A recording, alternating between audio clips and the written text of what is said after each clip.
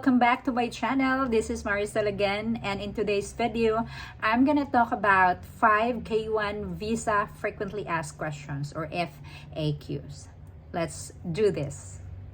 First question would be, will it affect our application if the petitioner or the beneficiary has a criminal record? Do we need a lawyer? If the case has been dismissed or cleared, then you don't need to hire a lawyer. You only need to submit proof that the case has been dismissed, even if it has been long time already. But then, it depends on what crime you have committed. The final decision depends on the consul. If the case isn't cleared yet, then you need to seek for legal advice. Police or court clearance from petitioner must be submitted during initial filing together with your 129F application. For the beneficiary, it must be submitted during the interview. Okay? So next question, what do I do if I changed my address while K1 is ongoing? To answer this, you'll have to contact the USCIS if your petition isn't approved yet, or no NOA2 or Notice of Action 2 yet. If you don't receive it yet, then you have to contact the USCIS. Or change the address through the USCIS account. You will need to contact the NVC if your papers are already at NVC. If at embassy stage, just update the info address when filling out the DS-160.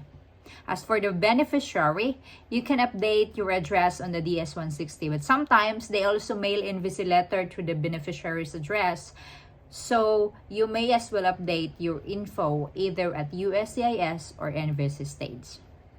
Alright? Next, question number 3. When is the right time to schedule for your interview appointment? The answer is that depends on your local embassy. If you are from the Philippines, you can schedule your own interview once your case status is ready.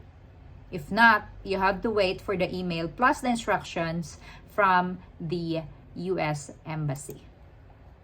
Okay? Then, question number 4. Is co-sponsor allowed on K1 visa application? When do we need to submit the requirements? Yes, it is allowed. You can submit the requirements from them during the interview, only when you are asked to. For example, your petitioner only meets the 100% income. If you have requirements from a joint sponsor, do not submit unless they ask you to.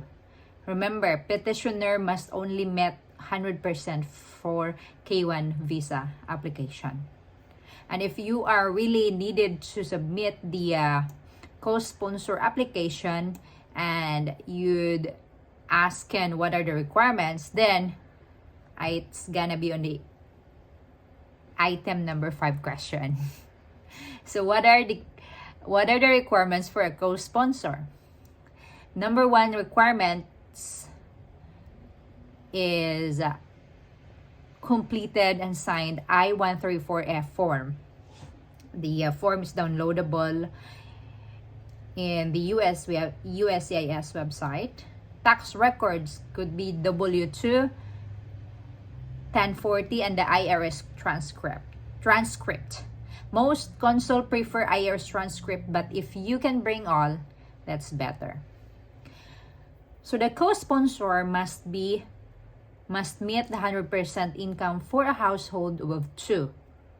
It's gonna be the co-sponsor and the beneficiary, or if K2 plus dependents. For example, your co-sponsor has 2 dependents and K1 has a child.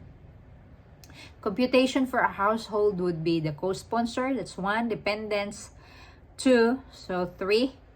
For the K1, which is 1, and for the K2, which is for the child, so it's gonna be another 1. So a total of 5. So the co-sponsor must meet the 100% income, 100% of income for a household of 5. Okay? So if you have questions or clarification, you can comment it down, and I hope it helps for you. So please also subscribe my channel, and thank you, and see you on my next videos. Bye bye.